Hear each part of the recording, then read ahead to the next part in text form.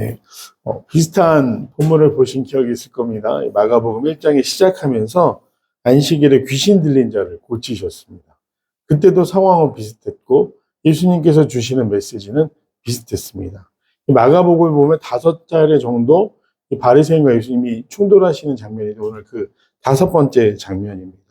이 기록을 보면 오늘 안식일에 회당에 들어가셨다. 이것은 뭐 특별할 것이 없지만 거기서 한쪽 손 마른 사람을 만나셨다라고 기록되어 있습니다. 근데 평행 본문, 동은혜란 본문이 누가복음에도 등장하고 있는데요. 누가복음에는 특별히 오른손 마른 자라고 되어 있습니다. 그럼 오른손이 말랐다라는 건 무엇을 의미할까?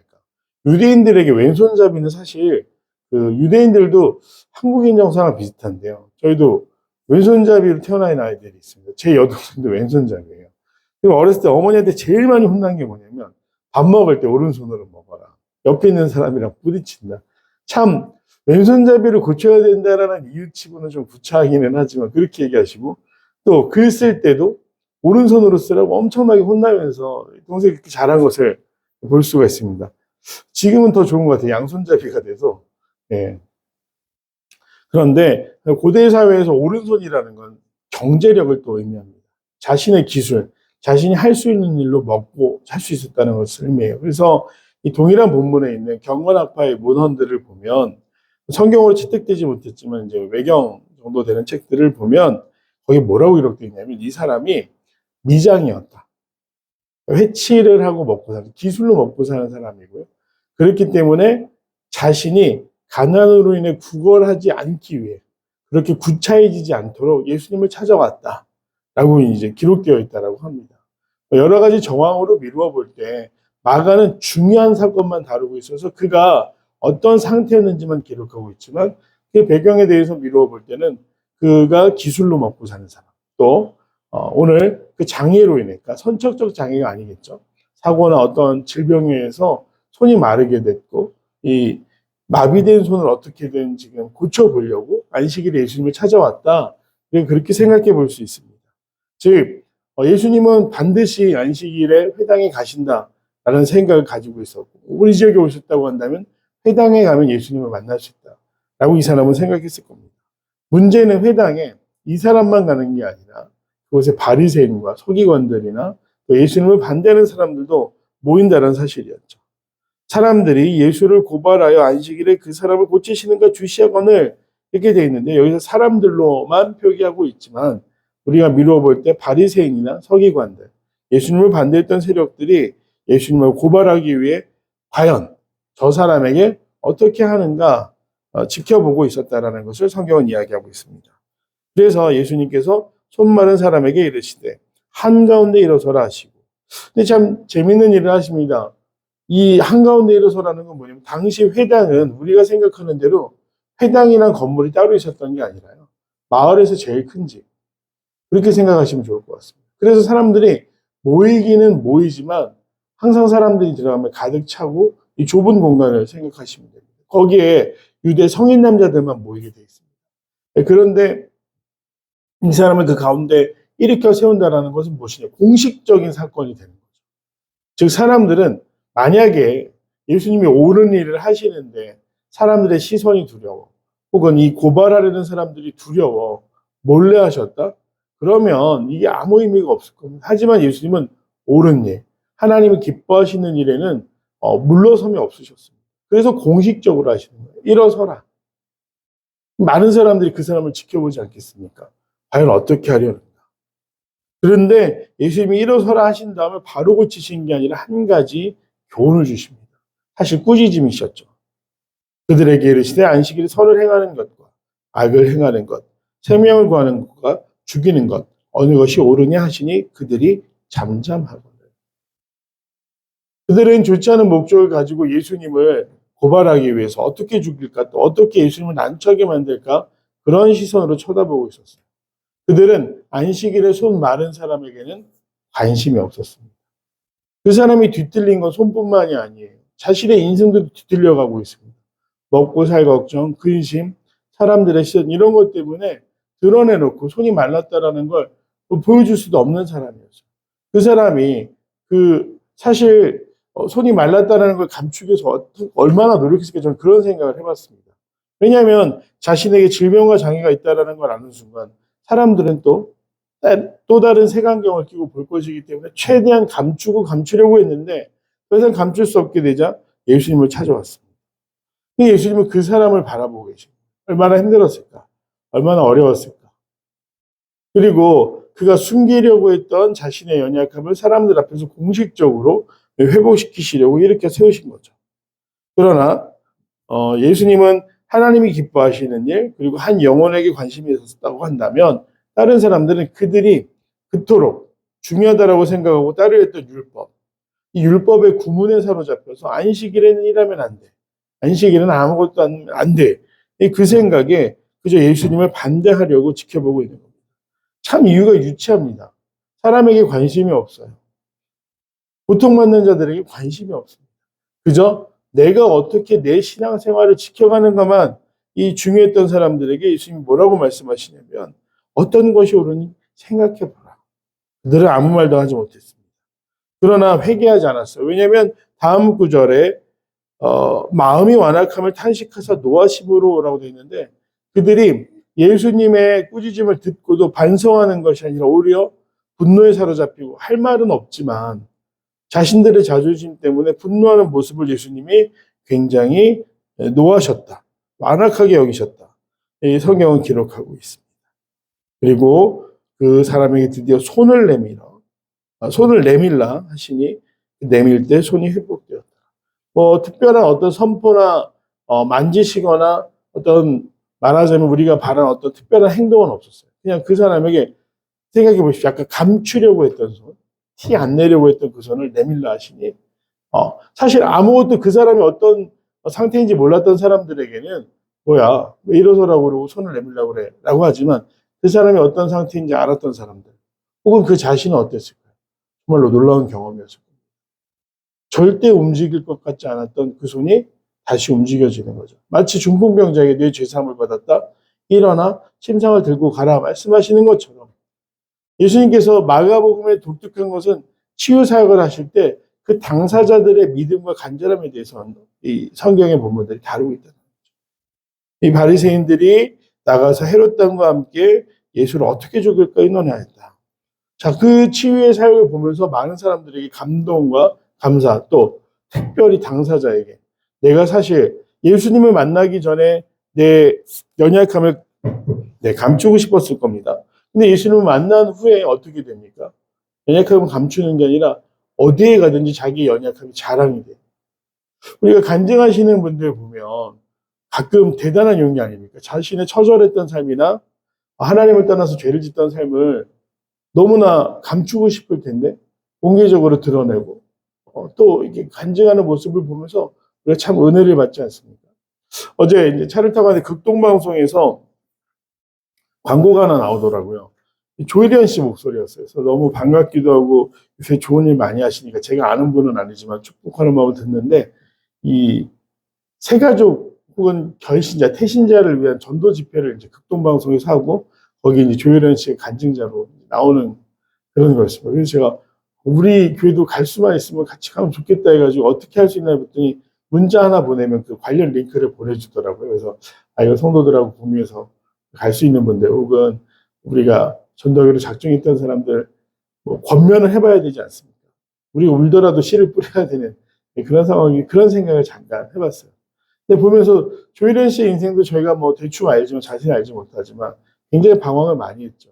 그리고 헛된 그 바램, 내가 잘 됐으면 좋겠다는 생각 때문에 세상과 다른 종교와 사람들을 의지했지만 결국 그 길 끝에서 예수 그리스도를 만나는 순간 그가 내 예전의 연약함들에 대해서 말하는 걸 두려워하지 않는 그런 삶이 됐다는 걸 볼 수가 있죠. 아마 이 손이 말랐던 사람도 마찬가지일 겁니다. 감추고 싶었던 인생에서 자랑하고 싶은 인생이 되었다는 거. 바로 그 시작이 예수님을 만나는 일이었다는 거. 동일한 은혜가 우리도 예수님을 자랑하고 싶은 인생이 될 수 있는 빌그림교회 귀한 성도들이 되시길 간절히 소망합니다. 내용 관찰 한번 보도록 하겠습니다. 예수님께서는 회당에서 누구를 만나십니까? 라고 되어 있어요. 손 마른 사람을 만나셨습니다. 그리고 예수님은 손 마른 사람을 고치시자 바리새인들은 어떻게 반응을 보입니까? 자, 헤롯 당과 함께 어떻게 하여 예수를 죽일까 의논함이라고 되어 있는데요. 중요한 건 바리새인들이 헤롯 당을 정말로 싫어했다는 겁니다. 바리새인들은요, 헤롯 당과 함께 할 수 없는 사람들이었어요. 헤롯 당이랑 어울리는 걸 좋아하고 헤롯 당과 한 무리와 세력을 이루는 건 누구였냐? 사두개인들이었습니다. 왜냐하면 사두개인들은요, 권력에 정말 빈대처럼 붙어서 살아가던 사람들이었기 때문에. 뭐 사독 대제사장 가문의 후예들 이렇게 알려져 있지만 사실은 당시에 사두개인 하면 돈 벌기 위해서 그리고 자기의 인기와 이 힘을 유지하기 위해서라면 그것이 그리스가 됐던 로마가 됐던 아니면 헤롯처럼 반쪽짜리 유대인인데 돈으로 왕의 자리를 산 사람이었던 상관없이 어울렸다라는 것입니다. 그런데 그런 사두개인들이나 헤롯 당에 대해서 이제 좀 하나님을 두려워해라. 정결하게 살아라. 율법을 지켜라. 라고 말하며 등장했던 것이 바로 바리새인들이었다. 정치적으로는 진보와 보수처럼 나눠져서 절대 하나 될 수가 없었던 사람들이 하나가 된다. 더 큰 자기들이 이제 말하자면 견제해야 되는 세력이 나타났다는 걸 의미하고요. 그것이 바로 예수님이셨다. 이 사람들은요, 여전히 사람들의 시선만 중요했어요. 자기들 체면만 중요한 거예요. 예수님께서 하나님의 시선을 생각하고 그 연약한 사람을 바라볼 때 이 사람들은 자신들의 어떤 기득권이 사라져가고 예수님의 말씀에 권위가 있으니까 마치 사두개인들을 비난하면서 자기들은 도덕적으로 율법적으로 옳은 것처럼 그렇게 꾸며대던 이 바리새인들도 할 말이 없는 거죠. 그래서 그 악한 세력이 둘이 하나가 되었다. 네, 결국 이것은 정말 악한 일 같지만 하나님이 이것을 통해서 십자가를 우리에게 허락하셨고 십자가를 통해서 우리가 구원을 경험할 수 있게 되는 일이지만 참 사람들이 악한 일에 힘을 합치는 거에는 정말 정말 그런 것 같습니다. 네. 이런 내용 관찰 후에 우리 연구와 묵상 한번 보겠습니다. 예수님께서는 왜 바리새인들과 이 고발의 위험을 아시면서도 손마른 자를 고치십니까? 그렇죠. 이미 적대하는 사람들이 적대심을 가지고 지켜보는 상황 가운데서 공식적으로 이 일을 하십니다. 왜 그럼 하셨을까? 그게 옳은 일이기 때문입니다. 한 사람의 인생이 망가지고 뒤틀려가는 것을 더 지켜보실 수가 없어서 또 옳은 일이며 하나님이 기뻐하시는 일이셨기 때문에 예수님은 그 일을 하셨습니다. 뒤에 나오겠지만 이게 쉽지는 않습니다. 옳은 일을 한다라는 게 하나님을 기뻐하시는 일을 한다라는 게 왜냐하면 이 사람들의 시선 때문이죠. 그래서 느낀 점에서 이 묻고 있습니다. 안식일일지라도 사람의 생명을 살리는 일이 옳다라고 판단하여 선을 행하신 예수님의 모습에서 무엇을 느낍니까? 사람들의 시선이 아닌 옳은 일을 할 수 있는 용기, 하나님이 기뻐하시는 일을 할 수 있는 용기를 느꼈다. 저는 뭐 그렇게 적어봤습니다. 때로는 사람들의 시선 때문에 우리가 해야 되는 일인데 옳은 일인데 못할 때가 있어요. 그런데 과연 하나님이 무엇을 기뻐하실까 생각할 때 우리는 하나님의 시선을 먼저 생각해야 된다는 거죠. 그래서 결단과 적용에 이런 질문을 합니다. 사람들의 시선이나 고정감정 때문에 선을 행하지 못한 적은 언제입니까? 저는 있습니다. 군대 갔는데요. 주일날 교회 가는 게 눈치가 보여요. 특히 계급이 올라가면 상관이 없는데 쫄병일 때는 주일이 되면 하는 게 세 가지입니다. 하나는 개인 정비예요. 빨래하고 뭐 개인 일을 해야 돼요. 두 번째로는 이 공동생활이기 때문에 쫄병들이 소대의 청소를 대청소처럼 뭐 이불도 개고 말리고 소독하고 이런 일들을 해야 됩니다. 그리고 세 번째 축구입니다. 근데 뭐 어느 거 하나 빠지면 고참들한테 눈치가 보이고 혼이 나요. 저는 뭐 개인 정비는 좋았습니다. 청소까지도 좋았어요. 근데 축구는 꼭 해야 되나 이런 생각들. 네. 그리고 제가 이제 근무했던 건 이제 최전방이니까 1년에 몇 번 고사를 지내요. 중대장이 꼭 돼지머리를 가지고 와서 전 중대원들이 그 돼지머리 앞에 절하게 해요. 근데 절하기 전에 그 당시에도 야, 뭐 절하기 싫은 사람 뒤로 빠져 이렇게 얘기를 하거든요. 중대원이 한 100명에서 120명 정도 되는데 빠져 있는데 딱 한 명만 빠졌어요. 저였습니다. 저는 절 못하겠습니다 하고 빠졌어요. 빠지는 순간 전 중대원들의 시선과 그 간부들의 시선이 빨리 숙이지 않냐 막 이런 계속 째려보는 거예요. 그럼 중대장님도 빠지라고 했으면 자기가 그냥 고사 진행하면 되잖아요. 무슨 뭐 재문 같은 거 읽고 뭐 어떻게 하고 그다음에 절하라고 하면 다 절하더라고요. 아니 그 돼지머리가 무슨 힘이 있다고 거기에 절하나. 저는 끝까지 버티려고 했는데 와 정말로 무서운 고참들하고 특별히 제일 무서웠던 사람이 이제 부사관. 예, 저희가 부사관이라고 하는데 이 행정보고관이라 상사분이 째려보는데 이렇게 있다가는 정말 내가 그러면서 뭘 생각했냐면 엔도 슈샤크의 침묵이라는 소설을 보면 그 일본에 선교하러 갔던 예수의 선교사들이 성에 들어가는데 예수님이 이렇게 못 박혀 된 조각이 된 십자가 놓고 밟고 지나가면 통과시켜주고 또 이 못 밟는 사람들은 순교 그때 이제 처형을 했습니다. 엔도 슈샤크의 침묵에서 보면 마지막 이 한마디로 배신하고 살아남은 선교사가 그 십자가 앞에서 머뭇거리는 거 보면서 십자가에 계신 예수님이 나를 밟고 지나가서 복음을 전해라 라는 그 이야기를 다룬 침묵이라는 소설이 있습니다. 저도 그게 생각이 나는 거예요. 그러니까 제 변명 같죠. 그래서 주님 어떻게든 제가 여기서 살아남고 또 전도를 해야 되지 않겠습니까? 라고 하면서 결국에는 근데 중대장님도 진행을 안 하시는 거예요. 제가 빠져 있으니까. 그래서 결국에 한 3분 정도 버티다가 제 믿음 3분이었던 것 같아요. 어떻게 결국에 거의 들어갔죠. 그러면서 속으로 계속 생각했어요. 나는 돼지머리에 전하는 게 아니라 하나님께 기도하는 거야. 난 돼지머리에 혼자 이러고 있었습니다.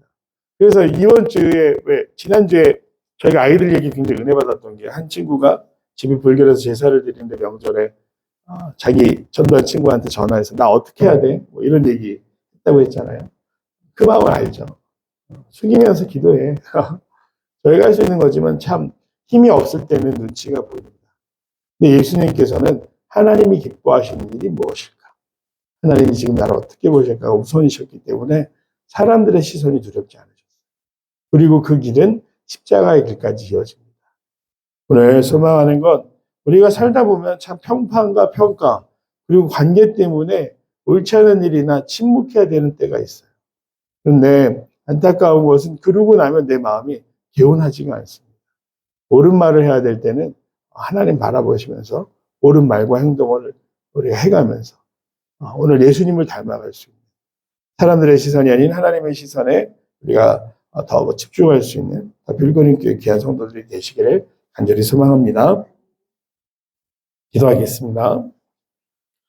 은혜로우신 아버지 하나님 감사합니다. 주님 저희가 살아가면서 얼마나 구차하고 또 부끄럽게 세상 사람들의 시선을 두려워하면서 살았는지 이 시간 회개합니다.